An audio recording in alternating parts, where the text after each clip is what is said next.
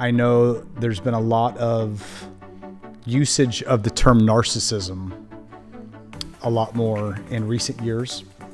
It's reminding me, though, how when someone is a narcissist, they lack empathy. And I even wonder if there's a way in which entire systems or structures can almost become narcissistic. Welcome back to the podcast. Mike Pat's here, and I've got a couple of friends from literally around the world. Bree, welcome from Australia. Awesome. Thanks. Good to be here. She literally was on a plane. You can already tell something's different. You could tell something's different. So tell us where you come from. Yeah, so I'm from eastern suburbs of Melbourne in Victoria. All right. And you are here for the Microchurch Conference that we are having an amazing time. And I'm hoping some of you get to watch some of the archives of that. But Brian, you're here as well. How you doing today? I feel like I'm here a lot lately. You have been here a lot lately. We've been talking about the future of the church, and we have talked a little bit about microchurches and how that fits in and all those kind of things. But Bree, you're coming from a place a lot of us are not, which is why we're just really thrilled to have you today. And you might have a perspective that some of us do not have. So just thinking about the future of the church, what are you seeing? Like, where do you see things going in light of what you see in Australia, what you hear about happening in the United States? I'm just going to throw that ball to you, and we're going to take it from there. Yeah, thanks. Wow. Well, things have changed in Australia in the last couple of years really dramatically. And I think part of it's COVID, but part of it is it's just a season that God has been at work. So 10 years ago when we started micro church, there was no interest from anywhere, and it was kind of like, just go to the corner and stay out of our way.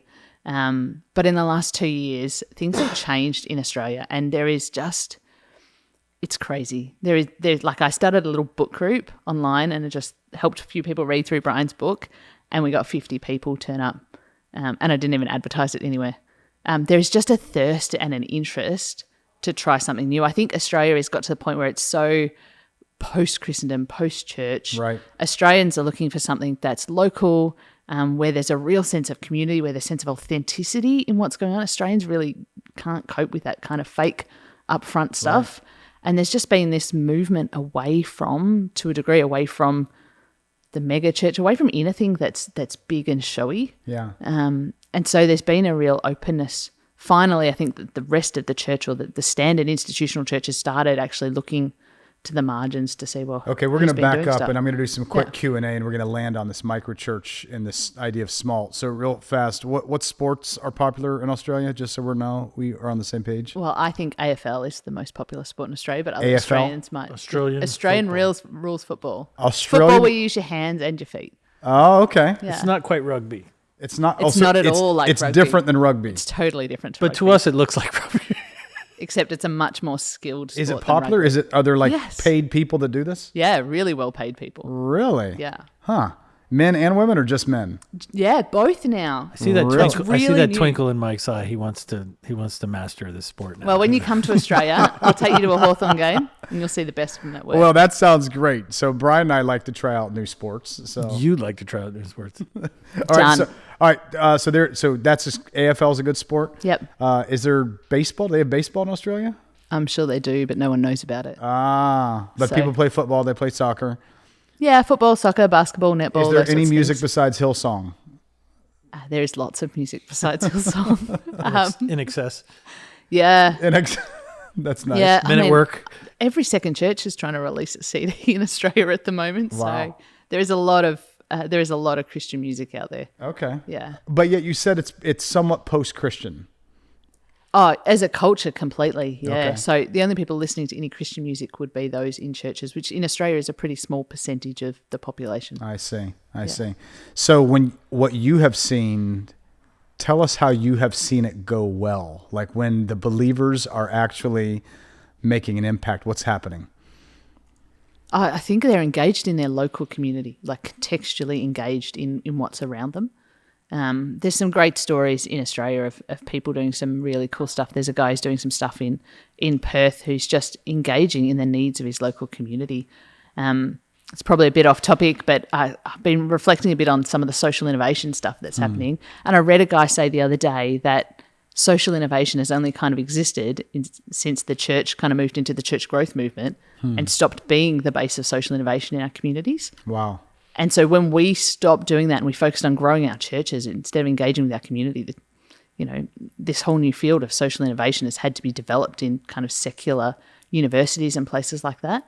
And I think where I see the church growing well and flourishing in Australia is where they are the people in that space of social innovation, where they're seeing the needs of their community and actually engaging thoughtfully with the gospel in those spaces. Brian, can you interact with that a little bit? Because I think there is something to this church growth as an end as opposed to the mission of God, because you could grow a church and never hit the mission of God. Absolutely. Yeah, and it's not that our big church iteration, in the 80s and 90s wasn't trying to reach communities and build the kingdom and so on. I'd say it probably was, and maybe even for a minute there, it had its cultural moment, and people showed up and wanted to be there. But at the same time, there's nothing sacred about it, as a tactic or as an approach. I was just thinking, because I do some work in innovation and systems thinking and social technology and design thinking. When you think about a design thinker would say every problem is a design problem. So when you try to redesign a system for a different outcome, you begin with, a design thinker would say you begin with empathy. So you actually ask, what is the pain point for the user? The user's need, and you think about it from the vantage point of the user. And it struck me as when you think about the people that are having impact are people who are localized, are people who are listening to their community, are people who begin the process of designing church for a place with the core user in mind. Basically empathetically to ask, I live here, I love the people here, I want to see Jesus glorified here. I want to see people, intercepted by the love of God, the proclamation of his kingdom.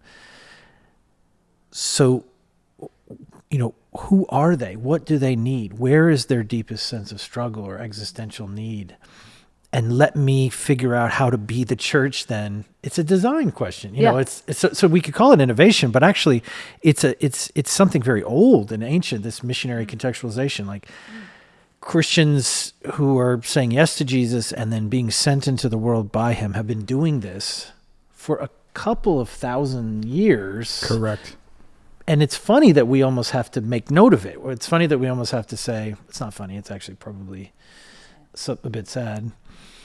But to actually say that where God is really moving in our time is the place where people are listening and contextualizing and empathetic and designing the church. Not that the church is something that doesn't have principles that transcend time and place. It does. But those principles are pretty... there's not that many of them, that sort of we have to hold on to the centrality of Jesus and the faithfulness to the scriptures and a certain ethic of love and so on. Those things must persevere and must translate into every culture. But kind of everything else is on the table. And if you think of it as a design problem, then you are listening to the people around you. You're listening to the needs of the people around you. So probably that would be the answer to where God is moving everywhere. I really love this thought of empathy, even systemic empathy. It's a great thought. I know there's been a lot of usage of the term narcissism a lot more in recent years, whether it's been from influential figures or narcissistic disorder, all these different kinds of things. It's reminding me though how when someone is a narcissist, they lack empathy. And I even wonder if there's a way in which entire systems or structures can almost become narcissistic. And there's a way in which even religious systems or institutions that have done what they've done and they keep on existing for the purpose of existing. Whereas missionaries, this is what missionaries do. Like good missionaries, like the traditional missionary at their best has been someone that goes and contextualizes what's happening to that locality. They're not trying to come and impose. So I don't know. I mean, let's like have this intersect a little bit with the beauty of the micro church expression, technology, innovation, however you want to say this, as a means, because the end is not to have microchurches. The end is that the mission of God is being accomplished in the Spirit of God, in the people of God, in the world that He loves. So can we kind of talk microchurch a little bit and how this does become some of the answer for what we're describing? Well, and that's just it. If you think, okay, every people group, every niche in the world, which, increasingly that's how we understand ourselves. That's how we're organized in these sort of strange tribes, people who dress like hobbits, who ride skateboards, who are into My Little Pony. That's a niche, It's a very That's something you want to talk about. It's a very specific niche that I am a part of. You just listen, you be you. Bronies. That's the thing. The bronies. I mean, so there are these niches. Seth Godin calls them 1,000 people. Your tribe of 1,000 something. So if you think of that as how human beings are becoming organized, we're organized around these sort of very unique ways of describing ourselves or identifying community with other people.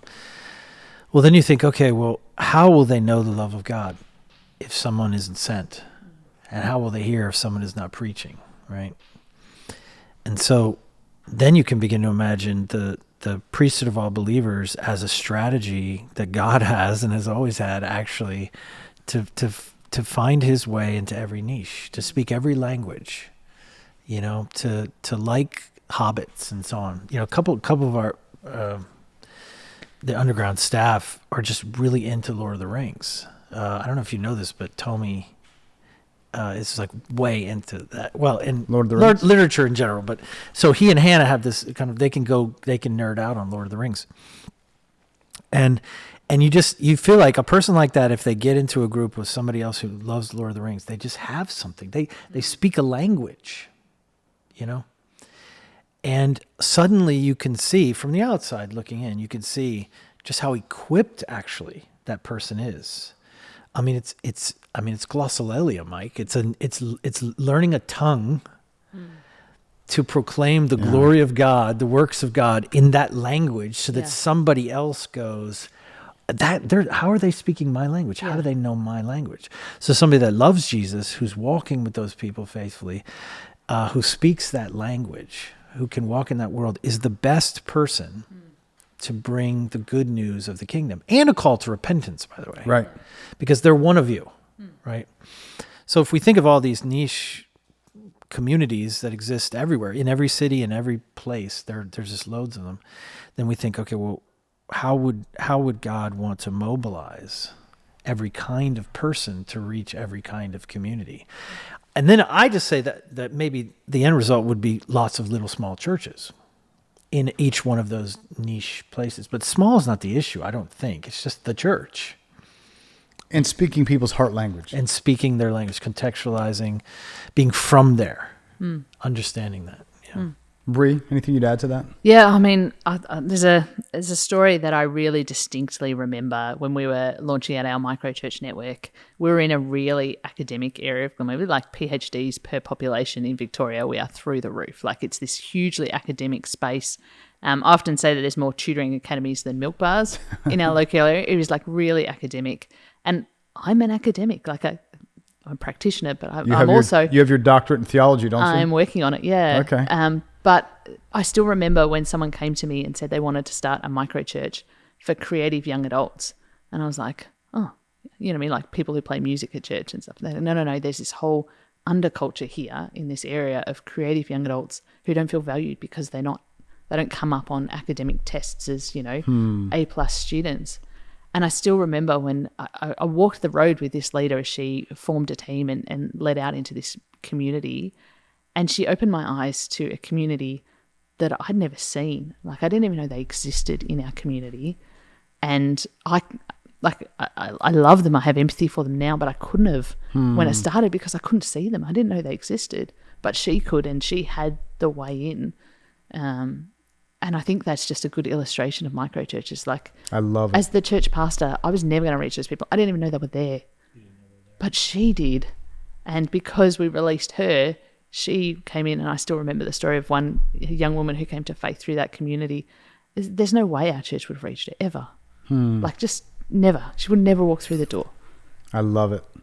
One of the gentlemen that was at the microchurch conference was describing how little fruit they had, and then he began to walk the streets and pray. Yeah.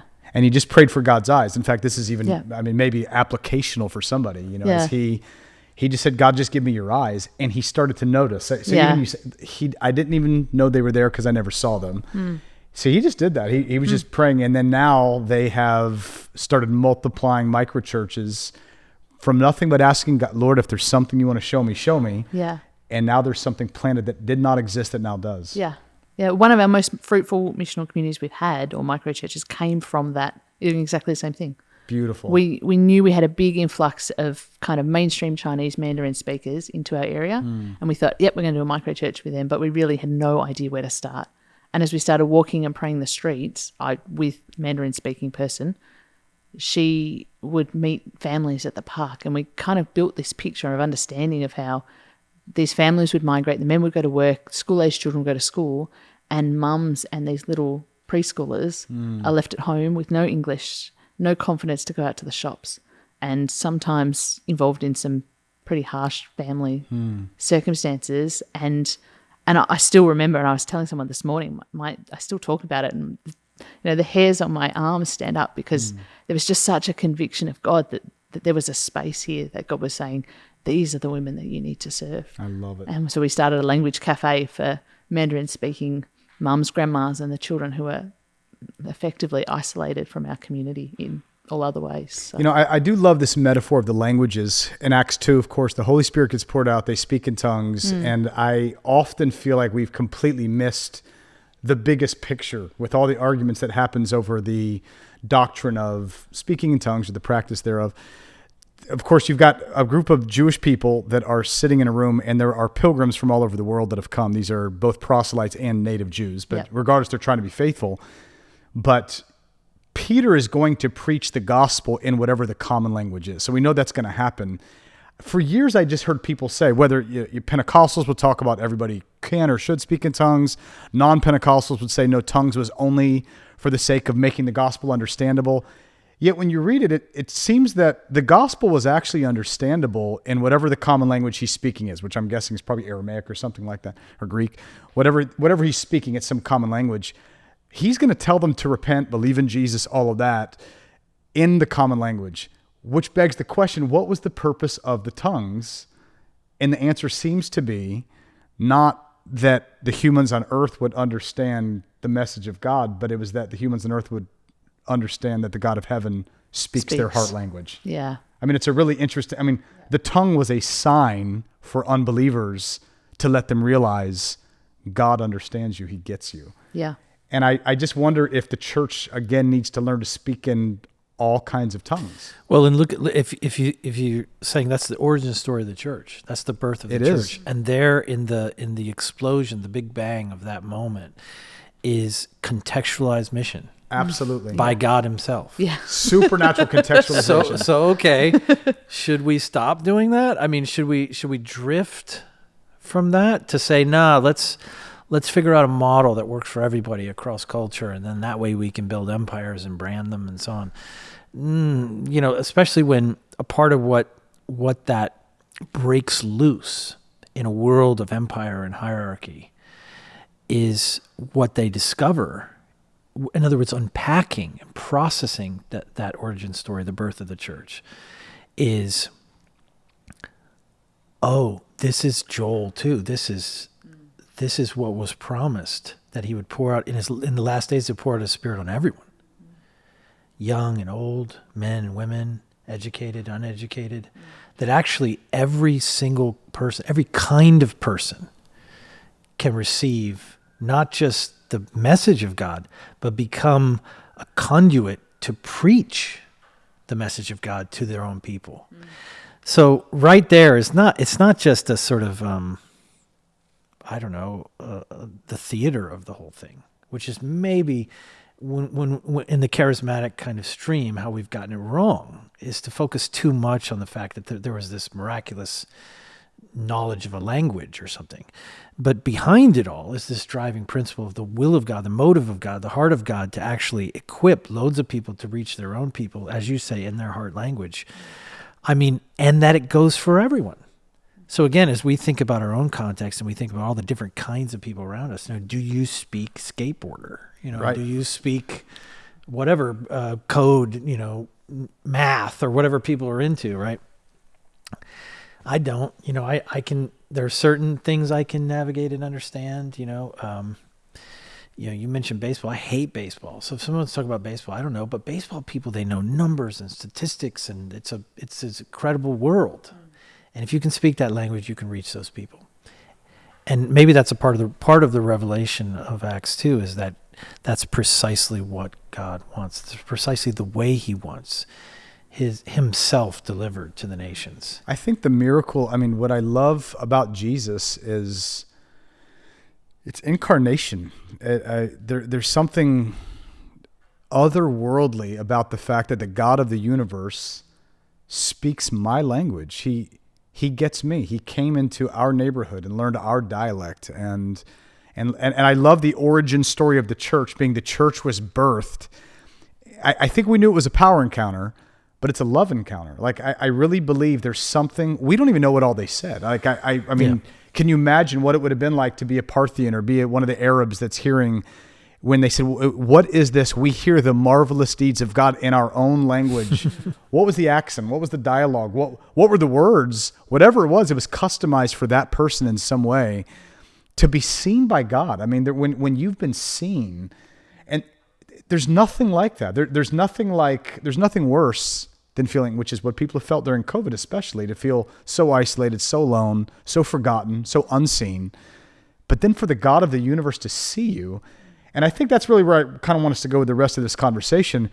There is a world that's waiting. There's a world that is seen, but the only way they're going to know is if the people that have been sent actually go. Yeah. So how do we help people connect those dots? Yeah, gosh, that's a big question. I'm really passionate about actually just first helping the church to understand that they are sent, and actually getting them to that position where they know that they are sent out to be Don't move past God's that too missionary quick. people. The people that are listening or watching this right now, let's say someone says, what are you talking about? Make your pitch. Make your doctoral pitch right now. Oh my gosh, no, you don't want me to do that. You really don't. I think for me, it's about understanding that just as Jesus was sent out by the Father, so we have been sent out into the world to be on about his business in the world, to be able to participate in the mission of God. And I think for so long we've almost shut our churches up, and we've got people in churches, and then we've kind of shut the doors, and it's like we're trying to keep them in our churches as opposed to helping them realize that the point that Jesus called them into was to send them out again. And I feel like we've lost that, and we wonder why people come to church and then they're frustrated because they're on the car parking roster, or they're, welcoming people at the door and they feel unfulfilled. And I kind of think they are. They have a purpose that God has kind of uniquely shaped each person for, and we're telling them to sit in a room and direct cars or direct traffic. Now, they're good things. I'm not against kind of churches having like what we'd call household chores in our church. You're doing the dishes. There's jobs that need to be done. Somebody needs to do the dishes. Not many people. Everybody pitches in. Yeah, you're not called necessarily to do the dishes, but we all need to do those things. If you ask somebody what's your purpose in life, if they said I do dishes, you'd say I'm pretty confident there's more. Yeah, I'm pretty confident there's more. But man, I think they'd be a popular person in a church. But yeah, I think people are given. I think each person God has prepared in advance good things for him to do or her to do, and I think sometimes as a church we don't release people. We're not open-handed with the people in our churches. Like, we want to hold them or control them or keep them within the boundaries of our particular ministries or mission, and I think as a church that's killing us. It's our own desire to control or to wrap people up. rather than to release them to whatever it is that God might be calling them. And God might be calling them to run your children's ministry or be a volunteer in your youth group, but he also might be calling them to start something new and really different out on the edges of your church, and that needs to happen too. But I think you were talking about your daughter. You were pretty excited. You have a daughter, and you've kind of got her in the family business here. I do. She's 15. She's about to turn 16, and she's grown up in the different micro churches that we've led as a family since she was about 5. Was the first one that started, and we've always had our kids involved all the way through the process. And in about a week or 2 weeks' time, we're commissioning her and her little core team as a micro church for the first time. And for me, that's I love that her heart is honored, her passion is honored, the gifts God has given her is being honored in her. So does she want to do this, or are you making her do this? I actually didn't want her to do this, to be with. I think she's got a lot on, and I was like, oh, you won't have time to take this on. But no, she is definitely driving this. This is her passion and her interest. And it's part of her individuation from us, I think, too. So this is the first micro church she's going to be a part of that's not mum and dad's micro church. So I feel like that's maybe something to highlight too, Mike, is that, as we think about the future of the church, maybe there's a discovery, a sort of ancient truth that it will be possibly young people and women, not just men, who are called to lead in this next, iteration of the church in time to come. I think about, house church networks in China and so on. They're predominantly led by women. Some of them very young women. And very, very young, teenagers and so on. So just thinking about your daughter and thinking, isn't that sort of a unique story or a special story? And maybe in the future of the church it isn't. Maybe as we think about the future, we have to open up our minds and our hearts to realize that what happened at Pentecost was that his Spirit was poured out on all flesh. Sons and daughters. Young and old. Yeah. So even thinking about, were we talking about retired people or something as a mission force? Thinking about this incredible group of pensioners or retired people who have money, have wisdom, have experience. have maturity, have time on their hands, and to think of them as like this mission force, and also young people to think, we've probably drawn some boxes and thought of mission in just those terms. And maybe the future of the church is going to be a remembering of that promise that was made at Pentecost, that the Spirit of God would be poured out on all people. Yeah. Well, I think my daughter was inspired. The church we were at had a partner church in Surabaya in Indonesia, and we would send teams over, they would send teams back. And one year they sent over to visit us a 15-year-old girl because she led their youth ministry. And we were a bit like, gosh, how do we deal with consent if they're going to send us a 15-year-old girl as part of this mission team to deal with? And she was amazing. She was such a mature young woman, and she was leading their whole youth ministry at 15. And she had the maturity of a typical, Aussie, probably 25 to 28-year-old. But I think she inspired my daughter. I know we spent a lot of time with them, and that the church would fully trust all of their youth into her hands at 15 and release her and support her to do that was just really inspiring. And I do think that we need to kind of rethink and reassess some of the things. Borrow my daughter's words, she's often quite critical of youth ministries because she would say, and this is, I'll try and quote as directly as I can remember, she would say it's one of the only ministries to people where we don't involve the people we're ministering to in the conversation. So if we have, a ministry to First Nations people, we would never do that without having First Nations people in the conversation. Right. Yet we often minister to youth without youth in the conversation. We direct and what a great thought, though, because this is the opposite of the empathy we started talking about, and I'm afraid that is where the church has drifted, actually, which is we're having all sorts of ministry that's taking place without the people that Father is actually calling us to reach in the conversation. Yeah. Yeah, and so she's passionate about putting youth back in the conversation. Now, that's been her history because before we ran micro churches with adults in our community, we reshaped the youth ministry. That was the first place that we launched micro churches. And so for many years, she's had a voice in her youth ministry. There's been leaders that are teams of young adults and youth working together for each of the micro churches that we had for youth ministry. And that's been part of her story. Her voice has always been been honored and uplifted in those spaces.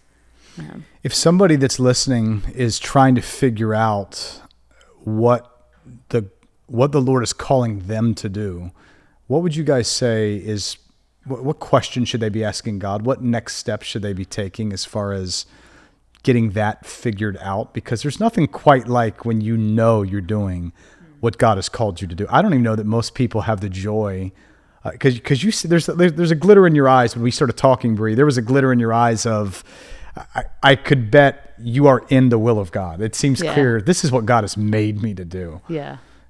Where do people go from here? I mean, people have to find that for themselves in terms of what is God asking them to do.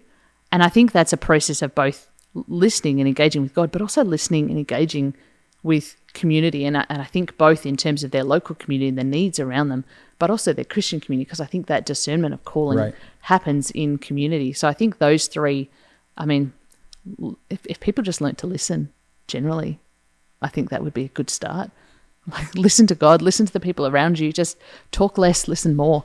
And maybe listen to your own life. I think one of the things we would lead people through in a process of calling is what we would call like an emotional inventory. So I would say, ask yourself the question, what really moves you emotionally? So not all social problems affect me the same way, right? And some of them I get very angry, and some I get very sad.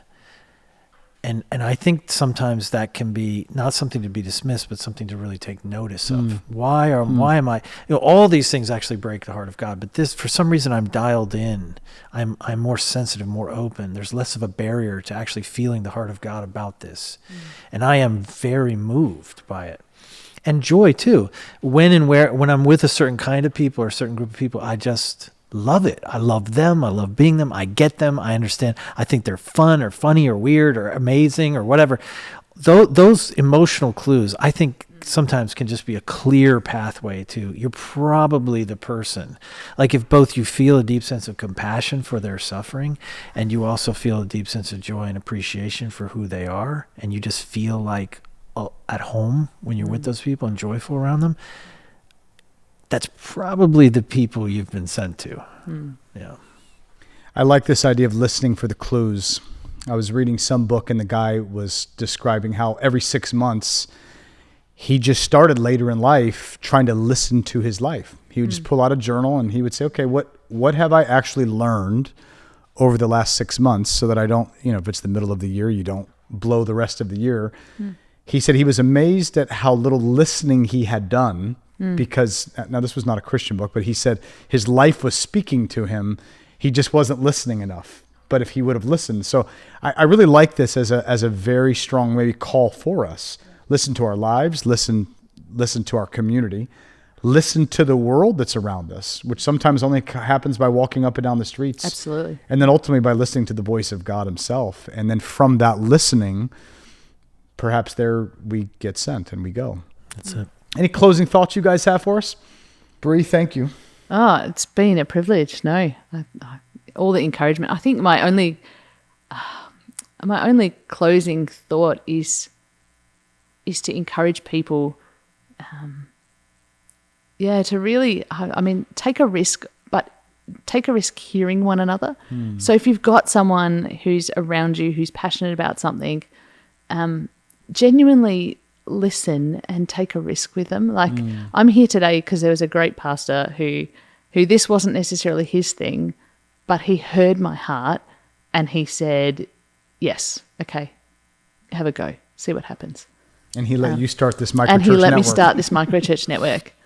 It's a good pastor. And I think there's a lot of times where I've seen people stopped because somebody just didn't want to take that risk. And I just encourage people to say yes, to be that person that your natural reaction is to say yes.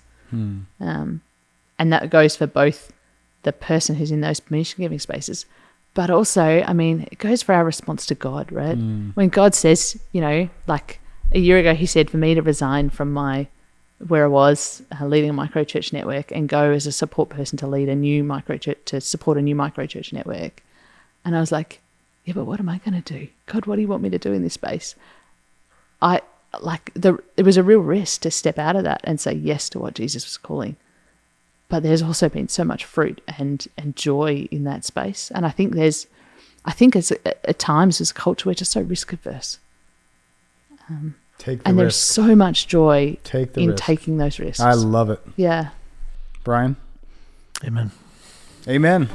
Thanks for being a part. Go take a risk in listening to God. Take a risk in listening to your life. Take a risk in listening to this world that you're in. Let's see what God does. Let God move you. Go in peace. God bless.